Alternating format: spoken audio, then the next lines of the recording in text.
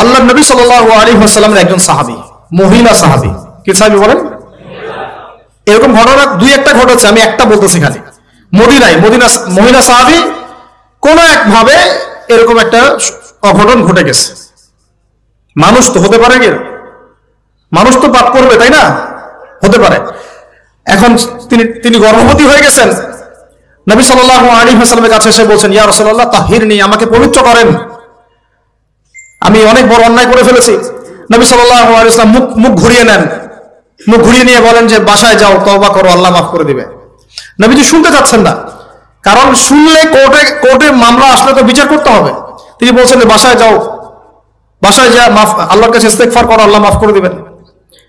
আবার এদিক দিয়ে ঘুরে আস, ইয়া রাসূলুল্লাহ আমাকে পবিত্র করেন, আমি অন্যায় করে ফেলেছি। এভাবে কয়েক দফার পরে নবীজি বলছেন, তুমি কি অন্যায় করেছো? এমন কোন কাজ কি তুমি করেছো?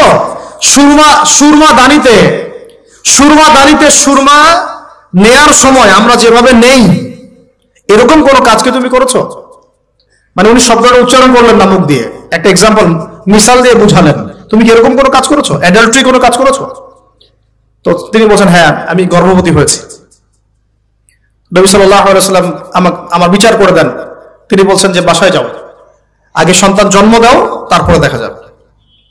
সন্তান জন্ম হলো, সেই মহিলা আবার এসেছেন, সাহাবী, ইয়া রাসূলুল্লাহ আমার বিচার করে দেন। বলছেন সন্তান জন্ম হয়েছে, হ্যাঁ, এখন সন্তান কি করে? দুধ পান করে। দুধ পান করাও, 2 বছর দুধ পান করাও, তারপরে বিচার করে দেবো। 2 বছর দুধ পান করা শেষ, সন্তান এখন শক্ত খাবার খেতে পারে। কোলে করে সন্তানকে নিয়ে আসছেন। নবী সাল্লাল্লাহু আলাইহি ওয়াসাল্লামকে বলছেন যে ইয়া রাসূলুল্লাহ, এই যে আমার বাচ্চা দেখেন খেতে পারে, এখন একে আমার বিচার করে দেন। দেখেন তাদের পরকালের কনসেপ্টটা কেমন ছিল, তাদের পরকালের চেতনা কেমন ছিল। এবার নবী সাল্লাল্লাহু আলাইহি ওয়াসাল্লাম বলেন, তোমাদের মধ্যে কে আছো এই বাচ্চার দায়িত্ব নিতে পারো? একজন আনসারী সাহাবী বলছেন, আমি। বাচ্চা তার কোলে দিলেন, দিয়ে বলেন, এই তাকে নিয়ে যাও, নিয়ে গিয়ে অমুক জায়গায় নিয়ে তাকে রজম করো। কি করো?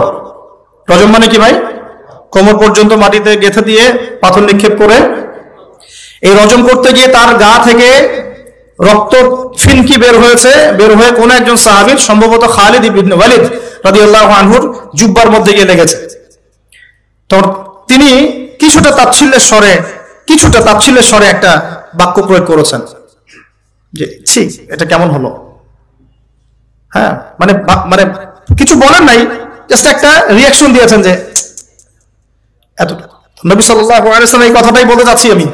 তিনি বলেছেন, হে তুমি তাকে এভাবে করো না, আন্ডারএস্টিমেট করো না। এই নারী এই অপরাধ করার পরে যে পরিমাণ ইস্তেগফার করেছে, আল্লাহর কাছে তওবা করেছে, তার একার তওবা যদি মদিনাবাসীর মধ্যে ভাগ করে দেওয়া হয় তাও কম হবে।